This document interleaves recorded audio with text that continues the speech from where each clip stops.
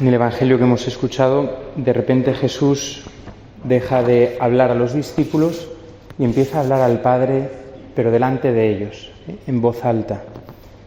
Es una apertura del corazón total, es una oración a corazón abierto delante de sus discípulos. ¿Y qué hace Jesús en esa noche? Primero, reconocer cuál ha sido su misión y que ha llegado el tiempo de ser glorificado. Y es curioso porque lo que va a ser esa noche es arrestado, azotado, insultado, escupido, juzgado.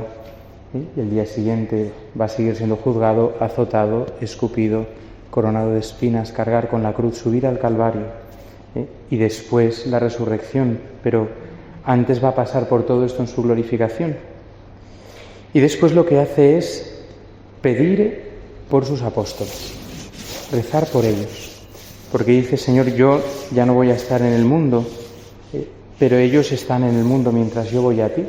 Y ayer escuchábamos esto, en el mundo tendréis luchas, pero tened valor, yo he vencido al mundo. Mirad, me llama mucho la atención que coincida este Evangelio con la primera lectura y con la fiesta que celebramos hoy, con la memoria de los santos Carlos Luanga y compañeros mártires.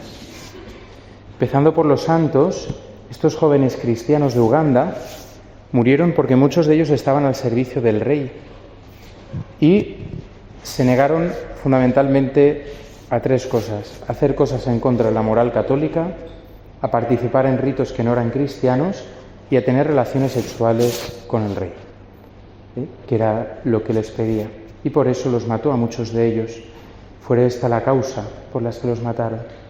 Y Carlos Luanga era el que animaba a los demás jóvenes a permanecer fieles a Jesucristo, a no tener miedo, a no ceder ante las insinuaciones o ante las obligaciones que por estar donde estaban se les imponían, sino a ser fieles a Jesucristo por encima de todo, incluso si era necesario, hasta que por ello les mataran. San Pablo hoy nos muestra en la segunda lectura, dice, todos saben cómo he procedido delante de vosotros y no he quitado nada a la palabra de Dios.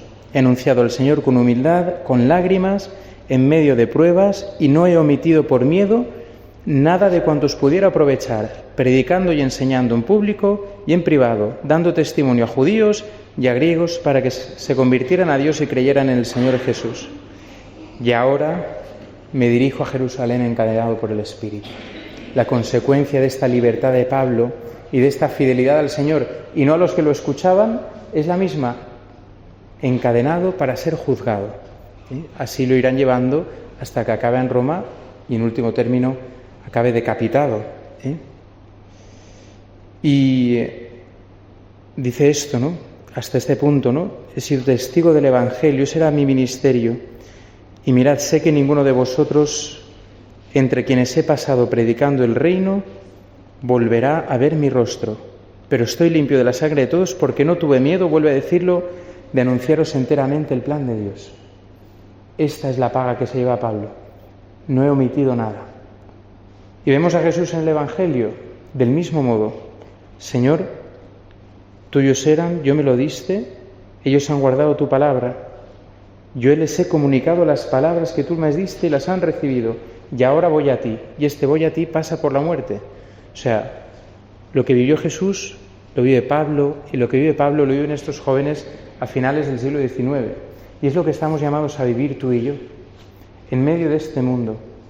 Porque mirad, vivimos en un mundo que apóstata. ¿Qué significa apóstata? Que aunque no lo hagan en papel, muchos sí que lo hacen en papel, ha dado la espalda a Dios, en la forma de vivir, en la moral, en las ideas sobre lo que es la vida, sobre lo que es la muerte, sobre lo que son las leyes, sobre lo que es el bien y el mal, sobre lo que es la verdad y la mentira, sobre lo que es la belleza y la fealdad. Un mundo que da la espalda a Dios. Hace 50 años en España más del 90% de la gente se declaraba a sí mismo católica. Hoy en España pasa un poquito del 55% la gente que se declara católica. Y de los que se declaran católicos, no tengo datos ahora en la cabeza, pero la gente que no comulga con la doctrina de la Iglesia, con la estructura de la Iglesia y con la moral de la Iglesia es muchísima. Muchísima gente que sí, dice, yo soy católico, pero me voy a vivir con mi novia antes de casarme. Yo soy católico, pero utilizo anticonceptivos. Yo soy católico, pero apruebo las relaciones homosexuales. Yo soy católico, pero estoy a favor del aborto, aunque sea en algunos casos. Yo soy católico, pero pienso que la eutanasia es un avance.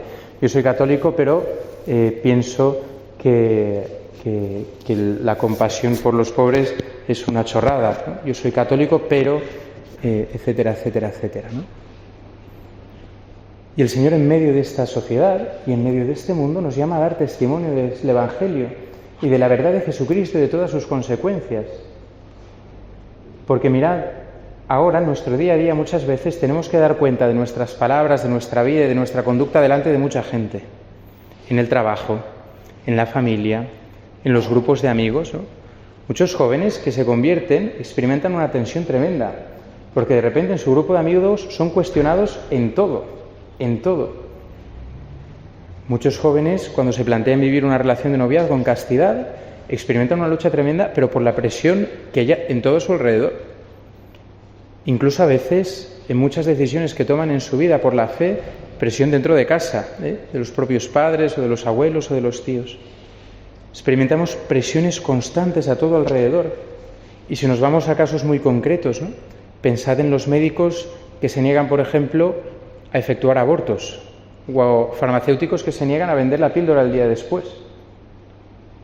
Pensad en jueces que se niegan, o concejales que se niegan a ser testigos de un matrimonio entre dos personas del mismo sexo.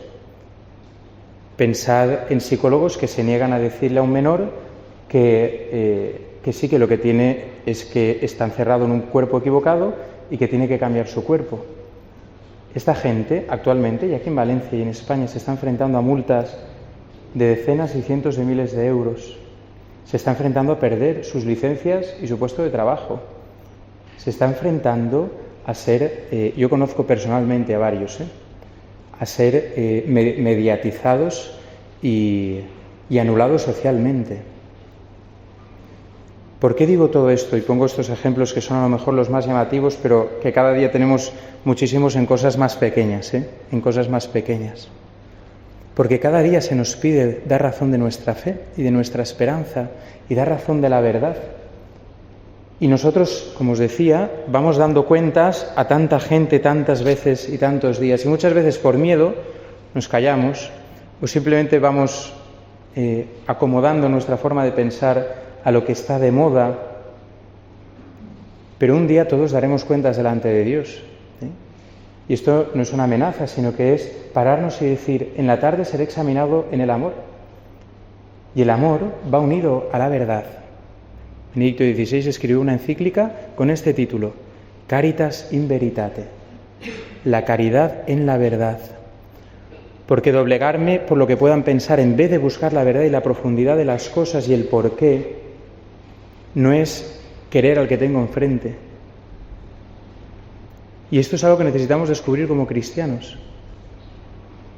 Que necesitamos buscar el porqué de las cosas, buscar la verdad a la luz de la palabra de Dios, en la oración, buscar en la enseñanza de la Iglesia el porqué de las cosas. Y antes de ir acomodándonos a todos los discursos en todos los ámbitos de la vida, en el económico, en el familiar, en el laboral, en el sexual, en todos. Ver, ¿y por qué la Iglesia enseña esto? Y tenemos una responsabilidad de profundizar en esa enseñanza y de poder dar razón de ella, de poder explicarla. Y sobre todo de poder dar testimonio de Cristo con libertad ante el mundo, de su misericordia, de su perdón, de su palabra, de su amor infinito, de su deseo de que todos lo conozcan y se salven, de que en Él siempre se puede volver a empezar, de que Él no ha venido a juzgar al mundo, sino que el mundo se salve por Él, de que Él conoce cada corazón y comprende todas sus acciones, pero que la solución para la felicidad no es seguir pecando, es dejar que el Señor nos transforme y nos levante y nos saque de nuestros barros personales y sociales. Estamos en estos días acercándonos a Pentecostés, pidamos, Señor, envía tu Espíritu que renueve la faz de la tierra. Danos el espíritu de valentía, danos el espíritu de sabiduría y de inteligencia para conocer tu verdad. Danos el espíritu de consejo para poder también ayudar a los otros. Danos el espíritu de piedad para poder desear estar contigo y disfrutar de tu compañía, y danos el deseo de tu santo temor, para que nunca jamás nos separemos de ti. Que así sea.